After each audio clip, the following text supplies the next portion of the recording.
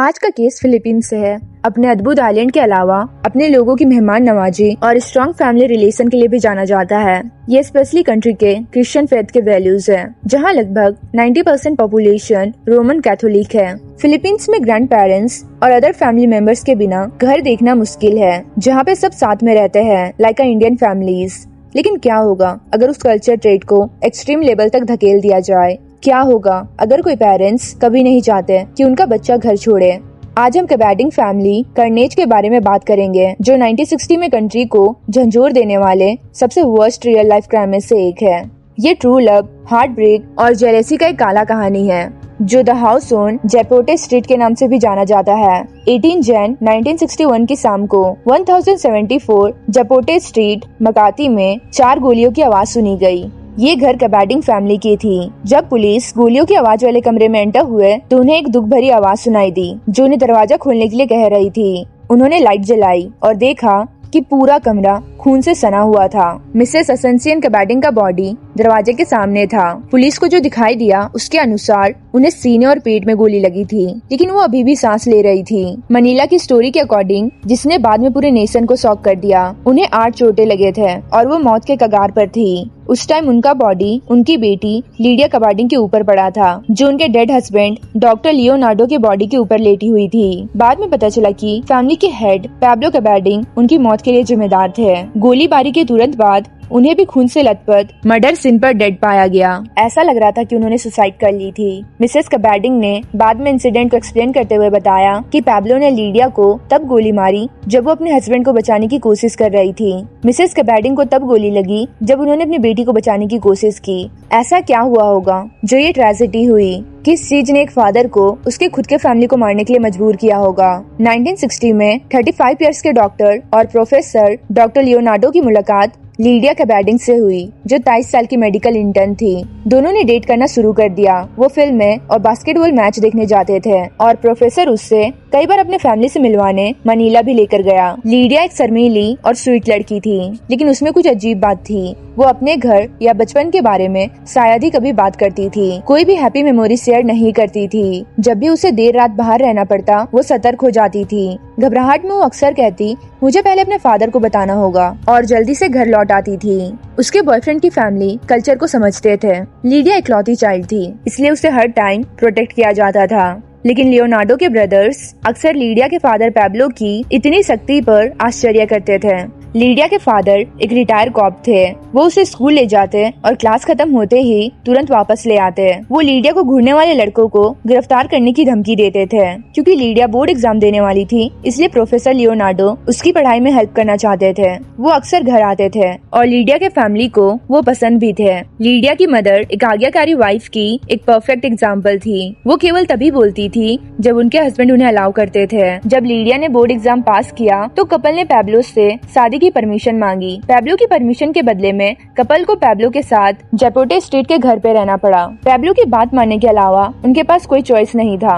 Leonardo ने वही किया जो उसे कहा गया। जल्दी लियोनार्डो समझ गया कि लीडिया अपने होम लाइफ के बारे में क्यों गुमसुम और मिस्टीरियस लगती थी। पैब्लो को अपनी बेटी के लिए ऑब्सेशन कुछ अजीब सा था। जब कपल डेट कर रहे थे, पैब्लो अक्सर उनको ज्वाइन करता था। वो अक्सर कार की पिछली सीट पर बैठने पर कंप्लेन करता था और कपल के साथ आगे बैठना चाहता था। कपल को अपने बेडरूम में बात करने से मना किया गया था।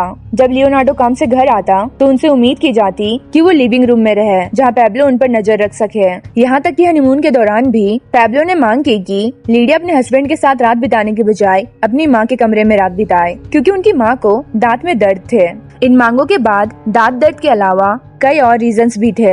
लियोनार्डो और भी ज्यादा बेचैन हो गया। इस दौरान पैब्लो का बिहेवियर और भी ज्यादा इरियोटिक और वायलेंट होता चला गया। दिन बीतने के साथ साथ लियोनार्डो अपनी वाइफ को ऐसे टॉक्सिक एनवायरनमेंट से निकालना चाहता था। इस पर पैब्लो का रिएक्शन था, अगर वो तुम्हारे साथ गई तो मैं तुम्हारी आंखों के सामने उसके सर पे गोली मार दूंगा। इससे लियोनार्डो के भाइयों ने उसे खुद के लिए गन खरीदने के लिए राजी किया, लेकिन लियोनार्डो ने अपनी रोजरी साथ रखने पर जोर दिया। लीडिया के फिजिशियन शपथ ग्रहण के दौरान भी पैब्लो ने अपना अत्याचार जारी रखा। उसने लियोनार्डो को सेरेमनी अटेंड करने से मना कर दिया। रीजन ये था कि लीडिया की पढ़ाई का सारा खर्च पैब्लो ने उठाया था, जबकि उसने कुछ भी नहीं दिया था। इसलिए लियोनार्डो को इस ग्लोरी का हिस्सा नहीं होना चाहिए। महीने बीतते गए और सिचुएशन बिगड़ती गई। लियोनार्डो ने घर छोड़ने का फैसला किया। वो लीडिया को अपने साथ नहीं ले जा सका क्योंकि वो घर छोड़ने से बहुत डरी हुई थी। लेकिन एक दिन लियोनार्डो को अपनी वाइफ का घबराया हुआ फोन आया। वो उसे अपने साथ ले जाने की विनती कर रही थी। उसने तुरंत उसे घर से निकाला और कैबिटे में अपनी फैमिली घर की ओर गाड़ी चलाई। कुछ घंटों बाद लियोनार्डो के घर के बाहर एक टैक्सी पहुंची। लीडिया के पेरेंट्स गाड़ी से उतरे और लियोनार्डो के गेट पर चिल्लाते हुए अपनी बेटी को वापस करने की मांग करने लगे। लियोनार्डो के छोटे भाइयों ने उन्हें शांत करने की और बात करने की कोशिश की। उन्होंने कहा कि लीडिया उनके साथ नहीं है, वो अपने हस्बैंड के साथ है। उसी टाइम पैब्लो टैक्सी में लौटा, एक डिब्बे से अपनी सब मशीन गन निकाली और उनके तरफ तान दी। उसने धमकी दी कि अगर उन्होंने उसकी बेटी को तुरंत नहीं लाया तो वो सबको गोली मार देगा। लेकिन उन्होंने पैब्लो को शांत करने की कोशिश की और उसे घर के अंदर बुलाया क्योंकि वो बाहर हंगामा कर रहे थे। उसने फैमिली को आधी रात तक अपनी बेटी को लौटाने का टाइम दिया। लियोनार्डो के भाई ने लियोनार्डो को पूरी बात बताई, जिसके बाद लीडिया टूट गई और उसने कन्फेस किया कि वो कभी भी खुश नहीं थी। उसने आखिरकार उन्हें पैब्लो के गुस्से के बारे में बताया। मुस्कान, स्नेह और प्यार पलक झपकते ही फिजिकल अब्यूज में बदल जाते थे। सभी के वार्निंग्स के बावजूद उन्होंने घबराकर जैपोटे घर वापस जाने का फैसला किया। लियोनार्डो के फादर उसके साथ घर जाकर पैब्लो से बात करना चाहते थे। जब वो वहाँ पहुँचे तो लियोनार्डो के फादर पैब्लो को अच्छे मूड में देखकर सरप्राइज हुए। वो मुस्कुरा रहा था और खुशी से ग्रीट कर रहा था और उन्होंने ये भी कहा कि वो लीडिया को अपने साथ ले जा सकते हैं। लेकिन दूसरे ही सुबह उन्होंने फोन करके कहा कि मिसेस कैबार्डिंग बीमार पड़ गई है और उन्होंने अपनी बेटी को बुलाया। लियोनार्डो के भाई लीडिया को घर छोड़ने गए, लेकिन जब वो घर पहुँचे तो उन्हें साफ पता चल गया कि मिसेस कैबार्डिंग ने बीमारी का नाटक किया था और सोफे पर सोने का दिखावा कर रही थी। इस बिहेवियर पर वो हंस रहे थे, लेकिन लीडिया समझ गई थी और उसने तुरंत अपना सामान पैक करना शुरू कर दिया। मिसेस कैबार्डिंग जो बीमार होने का नाटक कर रही थी, लीडिया के पीछे दौड़ पड़ी। पैब्लो ने भाइयों से कहा कि वो चाहते हैं कि कपल इसी घर में रहे। उसने कहा आखिर उसने ये घर लीडिया के लिए ही बनवाया था। जब लियोनार्डो के भाई घर लौटे बिना लीडिया के और लियोनार्डो को सारी बात बताई तो लियोनार्डो उसे लेने के लिए वापस जाने की कोशिश करने लगा। लेकिन उसके भाई ने कहा अकेले मत जाओ, अगर लीडिया नहीं आना चाहेगी तो उसे जबरदस्ती मत लाना और वहाँ रुकने के लिए भी राजी मत होना।